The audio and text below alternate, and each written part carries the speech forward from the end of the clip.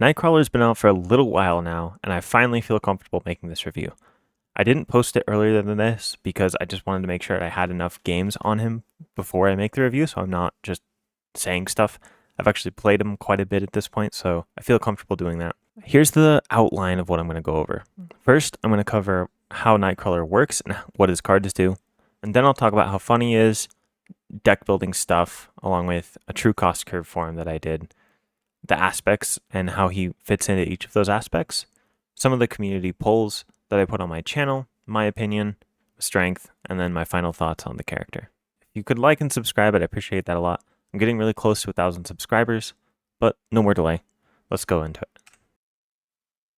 Let's cover how he works first. So on the hero side, he's a 2 thwart, 1 attack, 3 defense, which is a pretty solid stat line. The 3 defense is really nice, and then having 2 thwart instead of 2 attack, like how Spider-Man Peter Parker has, is also really nice because I think 2 thwart is generally more useful than 1 attack. Not in all cases, but having 2 thwart's really, really nice to go along with the 3 defense. He has an action called Rapid Teleportation. Spend 1 resource of any type, return a copy of BAMF from your discard pile to your hand, limit once per phase. And then he also has 9 hit points and then a hand size of 5. So everything's pretty standard there on his hero side. A little bit low HP, but high defense to make up for that. Kurt Wagner is the alter ego. He has 3 recovery, so just pretty standard. And then an action, search your deck for a copy of BAMF and add it to your hand, limit once per round. And then hand size of 6, which is standard, and then hit points of 9. His ability on both his hero and alter ego side revolve around BAMF. So BAMF should be really good to justify this, and it is. So BAMF says, attached to an enemy, max 1 per enemy. When attached enemy attacks, discard this card, declare Nightcrawler as the defender without exhausting him. And you notice he has a 3 defense stat. And since you can declare him the defender without exhausting him, that means you can get your 3 defense stat while staying ready, and then you can still use your 2 thwart, 1 attack, or 3 recovery on your next turn. And also, his whole kit's going to focus around BAMF, and we'll see that looking at his next cards. These are all the cards in his kit. If we start out with his events, Important Punch is a 2-cost attack event. It says deal 3 damage to an enemy and deal 3 damage to each enemy with BAMF attached. So that's really nice. So 3 damage to an enemy is separate from the second sentence. So even if you don't have BAMF, it's 3 damage, which isn't great, but it's fine. But then when you get the extra damage off of BAMF being attached to the enemies, it's really nice. He has 3 copies of BAMF. So in the best case scenario, Important Punch can deal 12 damage as a 2-cost card, but you just have to spread it around to different enemies. But it's really useful at clearing minions, and it's also pretty useful for final pushes. Not a huge chunk of damage, but it's definitely nice when you have it. Tally Ho says, after BAMF makes Nightcrawler the defender of an attack, return that copy of BAMF to your hand, deal 3 damage to the attacking enemy. So he gets to play on the villain phase with the BAMF, and then so when you use BAMF's ability that says here, interrupt defense when attached enemy attacks, discard this card, declare Nightcrawler as the defender without exhausting him, you get to deal 3 damage to that enemy. So it's really nice having one cost for 3 damage on the villain phase, and it works out really good. I like Tally Ho quite a bit. Also worth noting, you get to return that copy of BAMF to your hand, and then you get to play it again. Scout Ahead is a really good card. It's a 1-cost thwart event. It says remove 3 threat from a scheme. You may discard a copy of BAMF from your hand to remove 3 threat from another scheme. This is extremely useful, especially on scenarios that have side schemes that start in play, because you can just pay 1 cost, discard a BAMF, and then get 6 threat removal that's spread around. You can deal with all the threat on the board that's in the starting states for the hard villains, and then also if you're ever in a bad spot, Scout Ahead can save you. Teleport Drop is a 2-cost event. Discard a copy of BAMF from an enemy, deal 8 damage to that enemy, and stun it. So it's 2 for 8 instead of 3 for 8, but you have that added cost of discarding the BAMF, but you also get a stun. And he only has 1 copy of this card in his kit, which makes it it's not going to happen all the time, but it's really fun when it does happen. And Port Away, a 0-cost event that says discard a copy of BAMF from your hand, change forms, and ready your identity, which lets you go down to alter ego. You can recover, flip back up, and be ready. So that's useful. And speaking of recovering, we have the Chapel here, a 1-cost support that says Kurt Wagner gets +1 recovery, and as an alter ego response, after you make a basic recovery, exhaust Kurt Chapel and choose a player. That player draws a card. So you get up to 4 recovery instead of 3, which is super useful. And then you also get a card draw whenever you do use that recovery, which is nice. And then in multiplayer, you get to choose a player and that player draws a card. So you can spread out the card draw among players and that you're playing with, which is also very useful in certain situations. Now the prehensile tail superpower. You can control one additional upgrade that has a restricted keyword. Exhaust prehensile tail, generate a wild resource for an event. So the additional restricted keyword will come up with the cutlasses. It counts as 2 restricted cards, and the Nightcrawler gets +1 attack, +1 defense, and retaliate 1. So both of these upgrades are really cool, and I like the thematics of he has 2 swords in his hands, so then you have to get the other upgrade, and then you can get a 3rd sword in your tail, which is really fun. So your stat line becomes amazing. You become a 2 thwart, 2 attack, 4 defense character with retaliate, which is really good. And then prehensile tail can generate a resource for any event, not just Nightcrawler's events, also very useful. And Day Tripper is the signature ally. 2 cost ally, 2 thwart, 2 attack, 2 health. Response after Day Tripper enters play, search your deck and discard pile for a copy of Bamf and attach it to an enemy. Deal 1 damage to each enemy with a copy of Bamf attached. So when she comes into play, she'll always deal at least 1 damage to an enemy because she searches Bamf, but you're not always going to get to search that copy of Bamf if all of them are in play. So most of the time you'll get it, or also if the villain already has a copy of Bamf attached and there's no minions out, you won't get to search the copy of Bamf because there's no target for it. But you still always will deal at least 1 damage with her when entering play. And then oftentimes she'll grab a Bamf for you as well, which is very useful and has 2 thwart and 2 attack. And that 1 damage is really useful for tough status cards and taking out minions and all that stuff. Now that we've gone over just generally how he works, let's talk about how fun he is. So Port and Punch is what I wanted to start out talking with, because Port and Punch is my favorite card in this kit. It's just so satisfying to use. So this is a bit of an extreme example of if you have 4 minions out that have 3 health, but it's just so cool that it can happen that I wanted to include it. And also, I have done a very similar thing with this in the first game I played with him, because I was playing against Eunice, who has this modular set. So if you can get all 3 copies of Bamf attached here, this just demonstrates how powerful Port and Punch can be, because you play it, it says deal 3 damage to an enemy, so you can deal 3 damage to the enemy that doesn't have Bamf attached, and then also, then the second sentence, deal 3 damage to each enemy with Bamf attached. And when that happens, every single Infinite Soldier in this scenario would get taken out, which is so fun to me, and I love this card. It's very thematic. It feels like he's just jumping around the battlefield and taking out a bunch of people all at once, and it's just really good. I like it a lot. It's useful for taking out the villain, because 2 for 6 is pretty good, and then it's really useful for taking out minions. I fought Apocalypse 1 a lot with Nightcrawler when I was testing him, and I was really happy to see Port and Punch every time to take out that Prelate minion.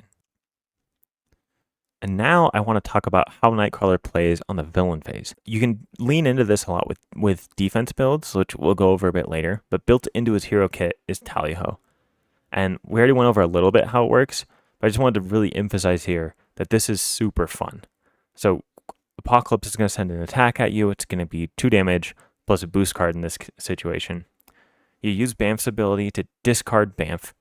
Nightcrawler is declared the defender of attack.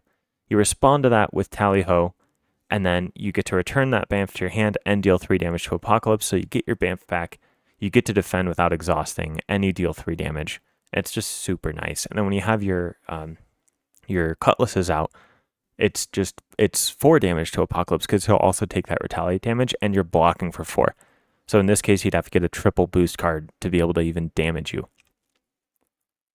And Teleport Drop is just hilarious. The thematics of this is so funny. I love the art of like the guy sitting there all scared, and Nightcrawler just brings him up into the sky and drops him. Because this is one of those situations where when you think about superheroes, they have all these cool powers, but then they don't seem to use them that effectively. But here, Nightcrawler just touching someone, flipping, going all the way up into the sky with his teleport ability, and then dropping someone. That just makes sense that he'd be able to do that, and I really like that they use that here. And also, dealing 8 damage to an enemy and stunning it with the 2-cost card is really, really, it feels so good. And there's the hidden cost of having to discard a copy of Bamf, which I'll cover later in the true cost section of this. But this is a very, very fun card, and I like it a lot. And these 3 cards I showed are my favorites in his kit, of the events at least. So overall, I really, really like Nightcrawler's kit. And then when we're talking about how fun he is one of my favorite heroes. Currently, because he just came out, I want to play him a lot, so he's my favorite hero to play at this moment.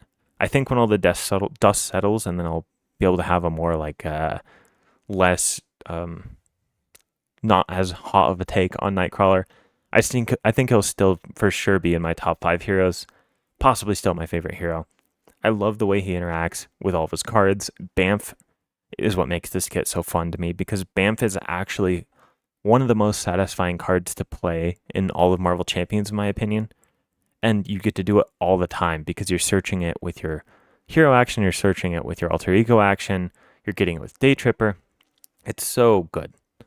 And for that reason, I'm giving Nightcrawler an S as far as fun is concerned.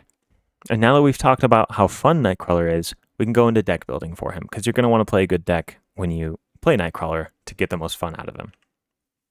And to be honest, he doesn't really need that much on the deck building side of things.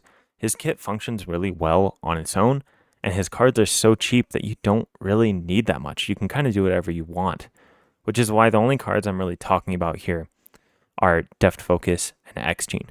Because I do think it's important to get at least one of these out so that you can afford your events a little bit cheaper. Because between one of these and your Prehensile Tail, every time a Nightcrawler event pops into your hand, you'll be able to just play it for free, essentially, because he only has 2-cost cards or lower in his deck. And then you'll be able to focus on whatever cards you actually chose to add to his deck as well. So you'll get to both. If you get these out, you'll be able to fully experience Nightcrawler at the same time as fully experiencing the aspect and the deck build you chose, which is really cool. So I want to talk about the difference of these a little bit as well. So they have clear strengths and weaknesses in my eyes. So if you've watched my stream, you know that I'm biased towards Deft Focus, but I'm going to present both sides of this. So Deft Focus lets you reduce the cost of playing a superpower by 1. And this is just an action. You don't have to, there's nothing special that you have to do. You just play the card whenever you get it, and then for the rest of the game, you can reduce your superpower cards, which is going to be basically all of Nightcrawler's cards, except for his upgrades, except for one. His Prehensile Tail is actually a superpower card. But you can play all of Nightcrawler's events with Deft Focus. Well, all of them except for Tally-Ho, because Tally-Ho is a response on the villain phase, so Deft Focus as an action isn't fast enough to actually play Tally-Ho, because actions are limited to the player phase. So Deft Focus works for every superpower in his kit, except for Tally-Ho, but it also does work for the Prehensile Tail. And this is why some people might prefer X-Gene, because X-Gene works for all of his events, and then also Tally-Ho, where Deft Focus can't. But then the problem with X-Gene is that you can only play it if you have the mutant trait, meaning you have to be an alter ego to play it. So if you don't get X-Gene in your starting hand, then you'll have to flip down in order to play it, and then depending on the board state, you might not be able to flip down, meaning you won't get to play X-Gene at all. So that's sort of the crux of the issue here, is that X-Gene works for more of his events because it also includes Tally-Ho, and Deft Focus works for all of his events except Tally-Ho, but can get the Prehensile Tail down, and then X-Gene, you have to be an alter ego to play it, and then Deft Focus, you can play in hero or alter ego. I lean towards Deft Focus.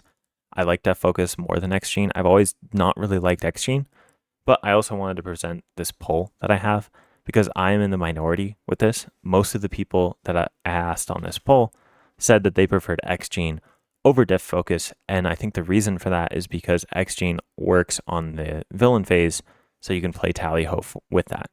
I don't personally value that as being worth the requirement of having to flip to alter ego, and I feel like the tail kind of takes care of it, and it's not that hard to actually afford all of the events with Deft Focus, but some people really don't like that Deft Focus can't play Tally-Ho. That's about all there is to say about that. I like Deft Focus, most people like X-Gene, and we can move on now. So now let's talk about some math. So don't click away. I'm not going to go too far into this if you don't like math, but I think a lot of the Marvel Champions players are interested in this kind of thing, so I thought I'd share it. So you'll see people talking about cost curves. You'll see the cost curve on Marvel Card Database as well. And if you do that for Nightcrawler and you just look at his printed cost, you'll see that his average printed cost is 1.07. But I find this to not be that useful of a metric. The reason I don't think it's that useful is because all of these cards don't fit well into Nightcrawler's printed cost curve. So printed cost doesn't factor in effective resources, meaning that the card itself has to leave your hand. And then also all of these cards have something else going on that you have to do in order to play them. So they don't work really at all with this printed cost curve metric. So BAMF, oftentimes you're not playing it like normal, but we'll cover that a little bit later. An easier example to think about here is Port Away, of how it's a 0 cost card, but as an action you have to discard a copy of BAMF from your hand to change forms and ready your identity. Whereas if you only look at the printed cost here, then it's counting as 0, when in reality it's 1 effective resource because it's leaving your hand, and then you also have to discard a copy of BAMF, which you have to either draw into or do something else to grab that copy of BAMF into your hand, which is not accounted for here. Teleport drop as well. You have to discard a copy of BAMF from an enemy to deal 8 damage to that enemy and stun it. So this also is not reflected.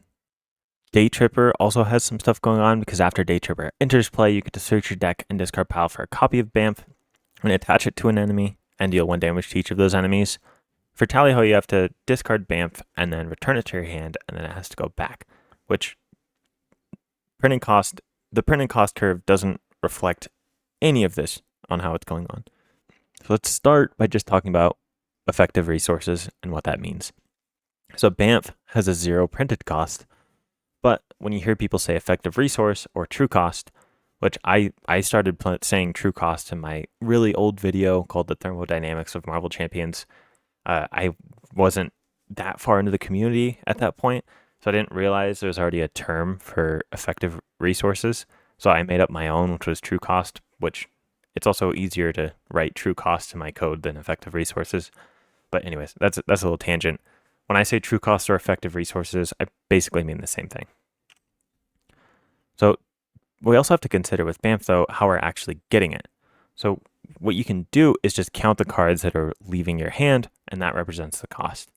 So if we look at the Alter Ego ability, BAMF enters your hand, so that's -1, and then BAMF leaves the hand, which is +1 from the ability. So BAMF is essentially free if you use Kurt Wagner, the Alter Ego ability, to do that. And then if you look at the hero ability, you have to spend 1 resource of any type. So 1 card leaves your hand, BAMF enters your hand, and then BAMF leaves your hand. So it's a net cost of 1 to get BAMF there. And then Day Tripper is 0 cost, BAMF enters, and then BAMF leaves. So then it nets out to about 0. But then, so what I did is I used my experience of how it's actually gone in my games, and I found that on average, I was using my Alter Ego action about once per game to get BAMF. I was drawing into it about twice per game. I was using Rapid Teleportation, which is the hero ability, about twice per game, and I was using Day Tripper about once per game. So then I took a weighted average of that, and I find that the true cost of BAMF, representing how much it's actually going to cost you to get BAMF, is going to be about 2/3 or 0.667. And if you're curious, this is the code that I wrote in Python to actually do these calculations that I did. I won't go over it in too much detail, but in case you're wondering, I created a card class where I could store everything. I defined a bunch of functions that I could use to do different things that I wanted. I imported all of Nightcrawler's cards, and then I was able to use those functions I made to calculate all of this. And then the plots that I'm showing were generated in here. So if anyone wants to talk about coding with me or look at how I did this in a little more depth, I'll have this code available in my Discord. and you can just ask me about it. And I also wanted to show this briefly to show how I actually made these calculations. And then we arrive at Nightcrawler's true cost curve, which ends up being 2.07 instead of about 1 like the other one. I feel like this is a much more useful metric than printed cost because it actually lets you figure out how many cards do you actually need in your hand to play that many. So if you have 6 hand size and his average true cost is about 2.07, if you only have Nightcrawler's cards in your hand, you can expect to play about 3 cards on that turn. And if you start getting your resource generators out, you can factor that in. And then you can also do this for the entire deck that you're using. That'd take a little bit of time to do it that accurately, but in general, you can just take Nightcrawler's true cost that I calculated here for you, and then just add 1 to all the aspect cards that you have to represent them leaving your hand, and then you have your true cost for your whole deck. But that's enough math. So let's start talking about the aspects and how Nightcrawler functions in each of these aspects and what cards that I think are good for you to include. Let's start off with protection, because this is what the precon deck comes with. And the precon deck is actually pretty good. I expect that the precon deck can handle almost every scenario on standard. It'll struggle a bit with like the final bosses, and also it'll struggle a bit on expert, but it's a very, very functional precon deck. And if you don't want a deck build for him, leaving him together how he is will be totally fine. But these are the kind of cards that I think would be fun and good for him to add into protection. Armored Vest makes sense because you can just increase his defense from 4 with the cutlasses to 5, and then you can add in a bunch of stuff and do like this perfect defense build, which a lot of people really enjoy. And Hard to Ignore can provide some thwarting for you because you can remove threat from the main scheme when you take no damage from an attack. Post actually came with Nightcrawler, so you'll for sure have this card if you have Nightcrawler, and it works really well for him. So if you have 5 defense already, and you get +2 defense for that attack and take no damage, which there's not that many attacks that are going to deal 7 to you, you'll get to deal 3 damage to the attacking enemy, which is really fun. And then also the electrostatic armor, just after you defend, deal damage. So this isn't an exhaustive list of cards that you might want to consider adding to Nightcrawler, but this is kind of a theme that he works very well with in protection. And these cards that I'm showing of Nightcrawlers are what will lean into this strategy. So the Prehensive Tail will be able to pay for things like Riposte. Tally Ho is like a very similar strategy to where you're going to be defending on the villain phase. And then if you play Riposte and Tally Ho and you have Retaliate 2, you'll deal 3 damage from Tally Ho, 3 damage from Riposte, 1 damage from electrostatic armor, 1 damage from the cutlasses. So all of a sudden you've defended, not taking any damage, removed 3 threat from this main scheme if you have Hard to Ignore, and dealt 8 damage to the villain, which is crazy. And that's why a lot of people really, really like protection. And I think protection makes a lot of sense for Nightcrawler as an aspect. And leadership. So leadership, I think you'd want to be playing around these cards, just the economy that you get from the Prehensile Tail, the increased stats that you get from the cutlasses, and using Bamf. So these are leadership cards that really play into this strategy, in my opinion. Go All Out is actually Rain, one of the viewers on my stream, recommended this to me when I first got Nightcrawler. And I think he was completely on point with this, with the Go All Out and Push Ahead. Because you'll notice that Nightcrawler has 3 defense, 1 attack, and 2 thwart. And then when you get up to when you play the cutlasses, you get 2 thwart, 2 attack, and 3 defense. So that's a ton. That you get 8 stats to go towards Go All Out and Push Ahead. So for 2 cost with the energy resource requirement, which you can easily meet with the tail, you can exhaust your hero and then deal the total of your stats to an enemy.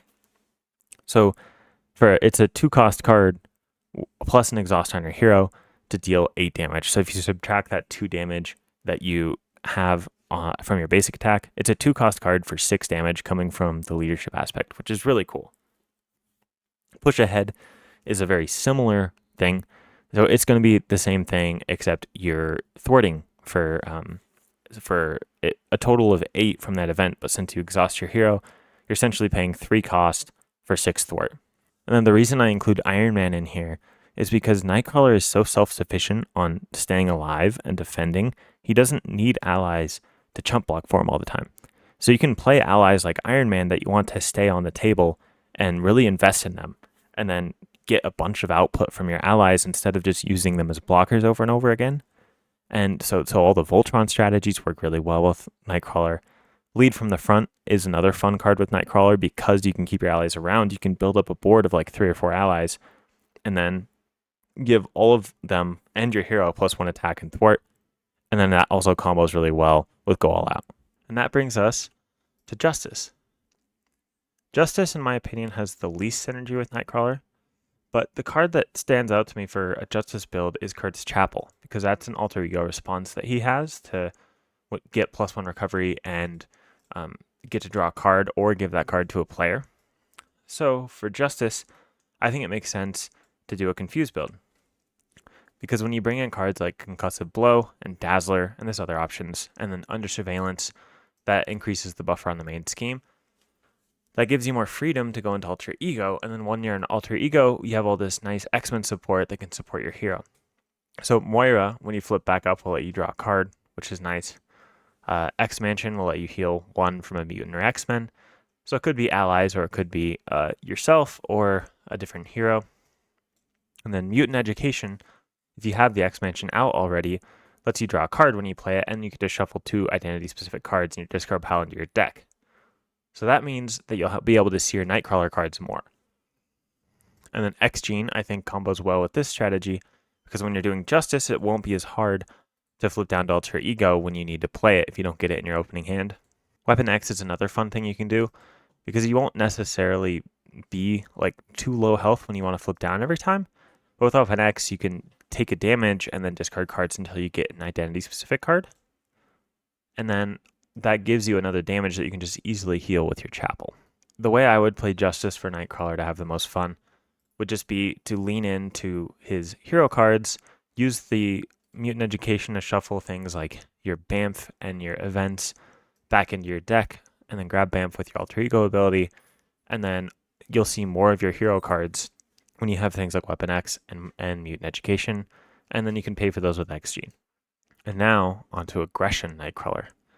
Aggression Nightcrawler I actually like quite a bit, because these are the cards that I would want to play around with him. Again, it's the Bamf, the Tail, and the Cutlasses. These cards are really key to what Nightcrawler wants to do, and Aggression has really good ways to utilize them. So Fusillade is a great attack event for Nightcrawler because you can exhaust a weapon you control to deal 5 damage to an enemy. And notice the Cutlasses are actually a weapon that don't have an exhaust ability like a lot of other weapons do. So there's not really the cost of losing out on your weapon's ability to use Fusillade, so I like that. Take That will deal 7 damage to an enemy with an upgrade attached, and since you're attaching Bamfs everywhere anyways, that's a great card to add for Nightcrawler. Shark Girl gets +1 when she attacks an enemy with an upgrade attached. Again, that goes well with Bamf. And then Glob, a similar thing. You get to deal 2 damage to an enemy with an upgrade attached when after Glob enters play. And then the Prehensive Tail is just going to help you afford those aggression events even faster, or even easier, so then you can do a really high tempo strategy with Nightcrawler and Aggression.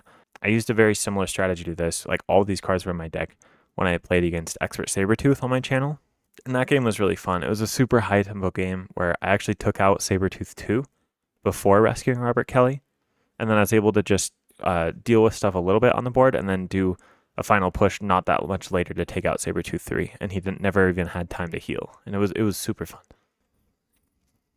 And now I want to talk about what the community actually thinks about this, because my opinion isn't everything here. So on my channel, I said, what's your favorite aspect for Nightcrawler? And that these would make it into my review, so I'm following through on that. And by far, the result was that Protection was their favorite aspect, which when you look at his kit, it makes a bunch of sense. Why? Because he has Retaliate and 3 defense, and then 4 with the Cutlasses. The Cutlasses get him 4 defense and Retaliate, and the Bamfs let you defend without exhausting, and Protection makes a whole lot of sense. I totally see why people would like this for Nightcrawler. And then for Aggression and Leadership, they're essentially tied along with Pool, each at very, very low percentages though. So not enough sample size really to say that people prefer leadership or aggression or pool more. But if you want to like value the 1% here, then like 8% leadership, 7% aggression, 6% pool. And then a couple people said justice, which kind of lines up with my opinion on it too. Because justice, like I was saying earlier, I think has the least synergy with his kit. Now I can go on to this other poll that I did with the community. It says, what aspect do you think Nightcrawler is the strongest in? And then again, protection, a massive outlier here. I'm guessing because of that build that I mentioned, how you can defend so well and then get a bunch of output while you're defending. That's just really fun. It's actually really strong as well. Nightcrawler does that better than basically another hero that I can think of. And then aggression does have a slight margin over leadership here, which lets you, I think because of the Banff stuff going on with like Shark Girl, Glob, and take that, you can play a really high tempo strategy. And then leadership was at 9%, justice was at 1 again, so basically no one thought justice. And then pool didn't get a vote this time. And for me personally, as far as the strength goes, I see why everyone's putting protection up there. I think leadership is his strongest build, but that's also kind of just because leadership is the strongest build for everyone. But Nightcrawler does have that specific ability where he does not need his allies to block for him very much. So he can actually do leadership better than a lot of heroes, in my opinion. And his cards are so cheap that even when he's doing leadership strategies, he can still afford them. So in my opinion, leadership is the strongest aspect for him. Protection, probably, like I'm not going to argue about protection being very strong for him. But yeah, I think justice, I mean, the same thing, like justice is a very strong aspect. But yeah, I don't think Nightcrawler has like as fun of builds in justice as the other aspects. Now we can go on to my opinion. I kind of foreshadowed this a little bit throughout the review, but I just want to talk about it. I split this up into solo and multiplayer preference, with my least favorite being on the left and my favorite being on the right. So justice is by far my least favorite. I feel like there's a massive gap between justice and then the other aspects, and as in my experience with having fun with him. I did beat Expert Magneto using justice for him, and it worked very well, but it wasn't really the most like cohesive build. It was just sort of I had justice doing justice's thing, and it worked really well, but it wasn't as fun as the other aspects. And then protection is probably my least favorite aspect, along with aggression in general. But with Nightcrawler, I actually really like protection. To put that into perspective, like Nightcrawler took a player like me who almost never plays protection, doesn't like it very much, and then makes it something that I actively want to play with this character. And anyone who likes protection a lot, I would expect would but love Nightcrawler and protection, which is also evidenced by those polls. And then aggression and leadership are both pretty high for me on solo. I really like the idea of using leadership with him because it feels like he changes the identity of leadership to me.